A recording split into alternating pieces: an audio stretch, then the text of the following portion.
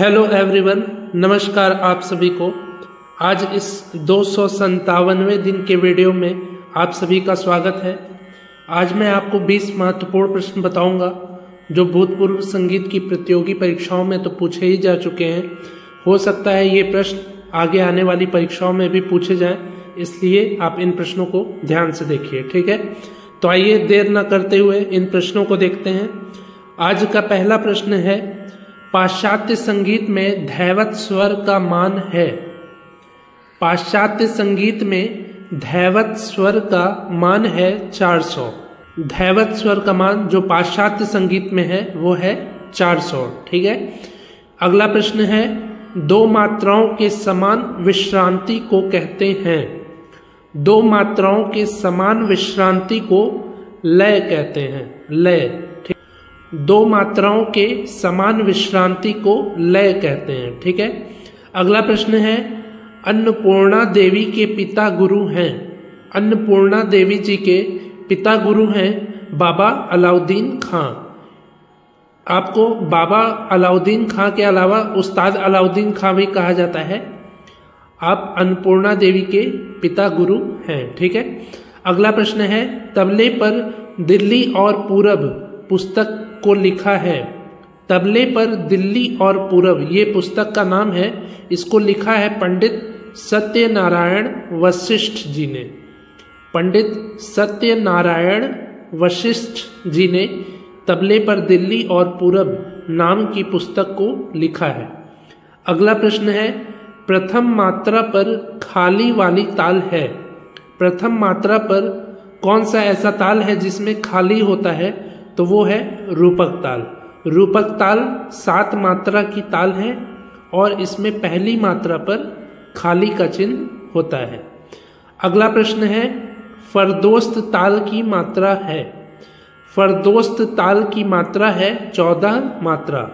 14 मात्रा का यह ताल है फरदोस्त ताल।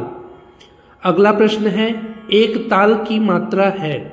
एक ताल की मात्रा है 12 मात्रा। 12 मात्रा का ताल है एक ताल। अगला प्रश्न है, तीव्रा ताल की मात्रा है। तीव्रा ताल की मात्रा है 7 मात्रा। अगला प्रश्न है, पंजाबी ताल की मात्रा है। पंजाबी ताल की मात्रा है 16 मात्रा। 16 मात्रा की ताल 3 ताल, आधा ताल और पंजाबी ताल, ये सभी ताल 16 मात्रा की तालें हैं, ठीक है। इसके बाद अगला प्रश्न है, 4 ताल के साथ गाया जाता है। 4 ताल के साथ संगत में ध्रुपद गाया जाता है, यानी कि ध्रुपद की जो ताल है वो 4 ताल है। इसके बाद अगला प्रश्न है, सबसे बड़ी मात्रा की ताल संकीर्ण जाति के ध्रुव ताल में अक्षर कालों की संख्या है। यानी कि संकीर्ण जाति का जो ध्रुव ताल है ये सबसे बड़ी मात्रा का ताल है, तो इसमें अक्षर कालों की संख्या कितनी है ये इस प्रश्न में पूछा गया है। तो इसमें अक्षर कालों की संख्या है 29। संकीर्ण जाति के ध्रुव ताल में अक्षर कालों की संख्या है 29, जो सबसे बड़ी मात्रा की ताल है। अगला प्रश्न है, मिश्र जाति के 8 ताल में अक्षर कालों की संख्या है। मिश्र जाति के 8 ताल में अक्षर कालों की संख्या है 18। मिश्र जाति के 8 ताल में अक्षर कालों की संख्या है 18, ठीक है। संकीर्ण जाति के ध्रुव ताल में मैंने बताया है कि अक्षर कालों की संख्या है 29, जो सबसे ज्यादा है, और मिश्र जाति के 8 ताल में अक्षर कालों की संख्या है 18, जो ध्रुव ताल से कम है। इसके बाद अगला प्रश्न है, खंड जाति के झप ताल में अक्षर कालों की संख्या है। खंड जाति के झप ताल में अक्षर कालों की संख्या है 8। अगला प्रश्न है, चतुश्र जाति के मठ ताल में अक्षर कालों की संख्या है। चतुश्र जाति के मठ ताल में अक्षर कालों की संख्या है 10। अगला प्रश्न है, ख्याल गायन में प्रयुक्त तार वाद्य है। मतलब कौन सा तंत्री वाद्य है जो ख्याल गायन के साथ प्रयोग किया जाता है? तो वो है तानपुरा। तानपुरा जो है क्लासिकल संगीत के साथ ख्याल गायन के साथ प्रयोग किया जाता है। इसके बाद अगला प्रश्न है, पांचवी मात्रा पर खाली वाली ताल है। पांचवी मात्रा पर खाली वाली ताल है आड़ा चौताल। आड़ा चौताल में पांचवी मात्रा पर खाली होता है। इसके बाद अगला प्रश्न है, आड़ा चौताल में होती है। आड़ा चौताल में क्या क्या होता है?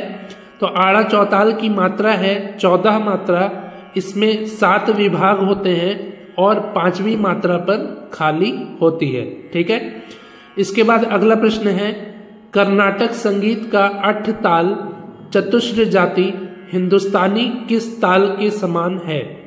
कर्नाटक संगीत का 8 ताल चतुश्र जाति हिंदुस्तानी चौताल के समान है, यानी कि 4 ताल के समान है। ठीक है।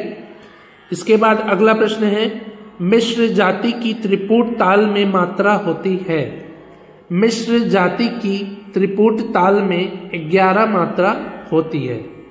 इसके बाद लास्ट प्रश्न है, आड़ी लय के कायदों के लिए प्रसिद्ध घराना है। आड़ी लय के कायदों के लिए प्रसिद्ध घराना है अजराना घराना। अजराना घराने में आड़ी लय का कायदा जो बजाया जाता है वो सबसे प्रसिद्ध है। तो ये हो गए आज के 20 महत्वपूर्ण प्रश्न।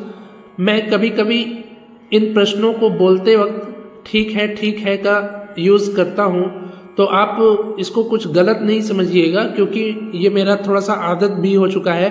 और ठीक है बोलने का मतलब है कि हम आपको कंफर्म करते हैं कि मैंने इस प्रश्न का उत्तर बता दिया है, तब मैं ठीक है बोलता हूँ। ठीक है, तो इसको आप अन्यथा में नहीं लेंगे। तो ये हो गए आज के 20 महत्वपूर्ण प्रश्न।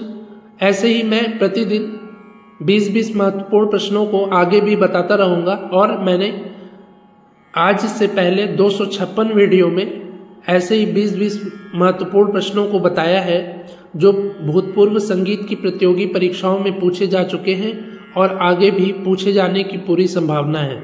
तो यदि आपने अभी तक अगर उन वीडियोस को नहीं देखा है तो डिस्क्रिप्शन में दिए हुए लिंक के माध्यम से आप उन सभी वीडियोस को देख सकते हैं।